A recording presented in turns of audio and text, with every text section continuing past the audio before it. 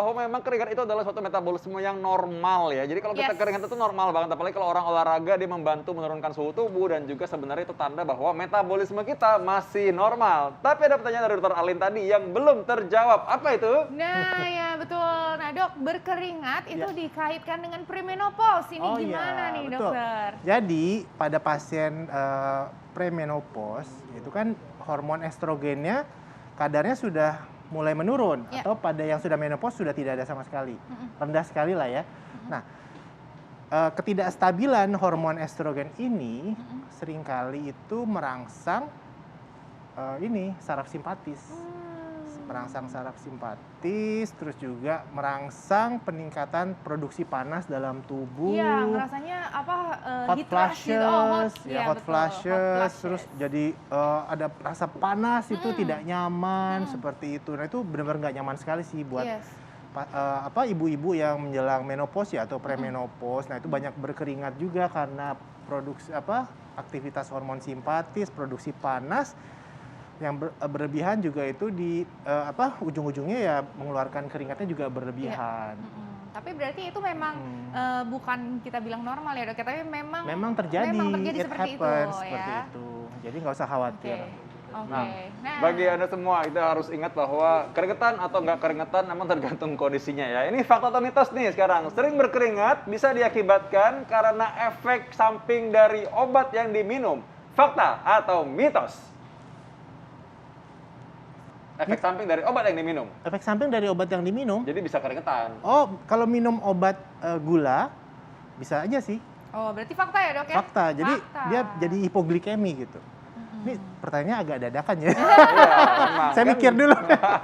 Jawabannya fakta. Jadi misalnya hipoglikemi ya, karena dia minum obat gula, terus dia nggak makan atau overdosis dari obat gulanya, kan kadar gula darahnya rendah.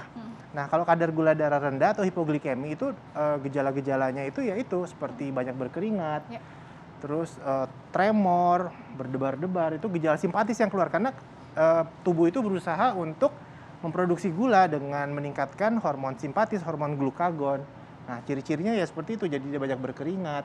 Terus proses gluconeogenesis di liver meningkat, glikogenolisis untuk memecahkan lemak. Nah, itu semuanya ujung-ujungnya metabolisme meningkat yang memproduksi panas dan sehingga pasien banyak berkeringat.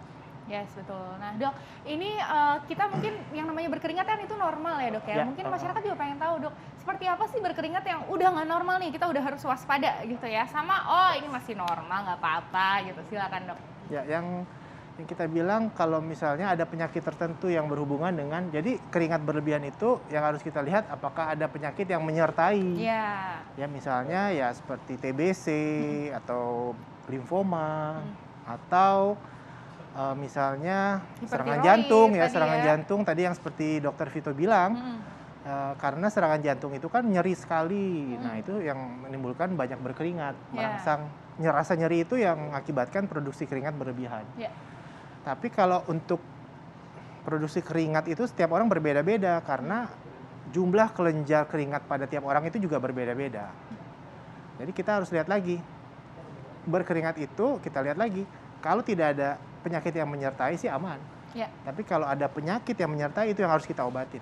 Yes. Baik, terima kasih Dokter Kakak. Inilah manfaatnya Anda melakukan check up ya. Kalau belum check up, coba deh check up ya. Betul Bisa ketahuan sekali. Anda walaupun keringat banyak, walaupun keringat sedikit juga coba aja check up dulu ya supaya lebih aman buat Anda juga. Ya. Baik. Takutnya ada apa silent disease Iya. ya, takutnya itu. Tapi saya paling ingat Nah, dari tadi Dokter Kakak selalu bilang bahwa sebenarnya kita bisa mempraktikkan pola hidup sehat untuk Betul. membantu menurunkan keringat yang terlalu banyak. Karena itu saksikan terus hidup sehat setiap hari Senin sampai Jumat pukul 9 waktu Indonesia Barat. Yes, saya Dr. Eni Tarli. Saya Dr. Vito Damai, Indonesia hidup sehat. Bye bye.